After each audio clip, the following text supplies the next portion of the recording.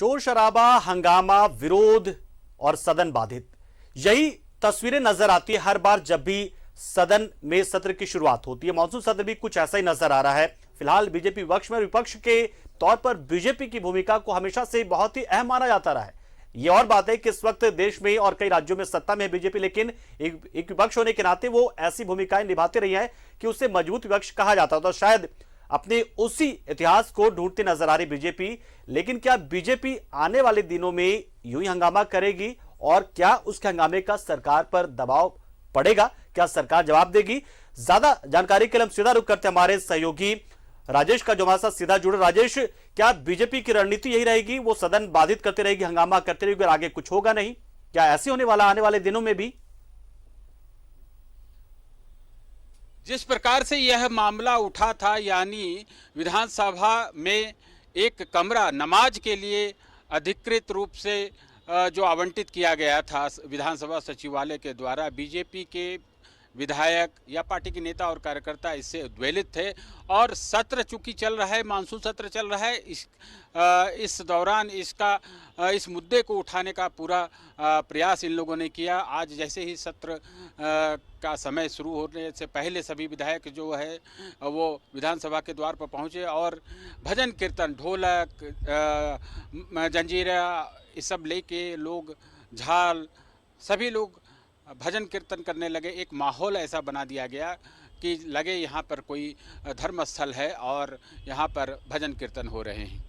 BJP के जो विधायक थे उनका कहना है कि विधानसभा सचिवालय यह राज्य की सबसे बड़ी पंचायत है, यह एक लोकतंत्र का मंदिर है, लेकिन यहाँ पर जिस प्रकार से सचिवालय के द्वारा एक कमरा आवंटित कर और नमाज अदा करने के लिए किया गया है, यह सरकार के इशारे पर यह सब कुछ हुआ है और यह तुष्टीकरण नीति के तहत ये आवंटन किया गया है। इसलिए या तो यह आदेश वापस हो या फिर हिंदू धर्म के जितने देवी देवता हैं या अन्य धर्म के हैं उन सभी के लिए धार्मिक संभाव बनाते हुए यहाँ पर भी जगह आवंटित किया जाए, कमरा आवंटित किया जाए। तो यह विषय था बीजेपी विधायकों के लिए, यह गर्मा गर्म मुद्दा था। और आप देखें कि ये पिछले 2 दिन से ये विषय यहाँ पर झारखंड में सियासत का में ये विषय चल रहा था और यह तय था कि सोमवार को जैसे सत्र शुरू होगा उस दिन यह हंगामा सदन के अंदर भी होगा और सदन के बाहर भी होगा, और ऐसा ही हुआ।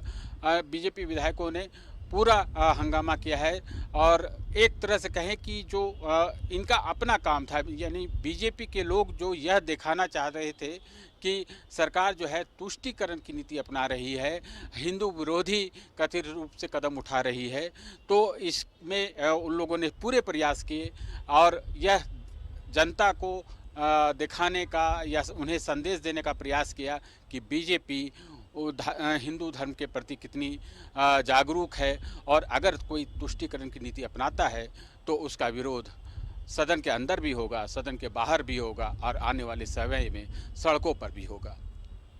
बहुत बहुत शुक्रिया राजेश, हमारे साथ जुड़े आप। और आपने बीजेपी की जो रूपरेखा होगी, जो रणनीति होगी आने वाले दिनों में क्या होगी, वो लगभग आपने बता दिया कि बीजेपी इस मुद्दे को यूं ही जाने नहीं देना चाहती। यानी कुल मिलाकर हम मानकर यही चलें कि सदन में जो हंगामा अभी बरपा हुआ है वो हंगामा बरपे रहेगा, क्योंकि बीजेपी इस नमाज कक्ष के मुद्दे को छोड़ने वाली नहीं है।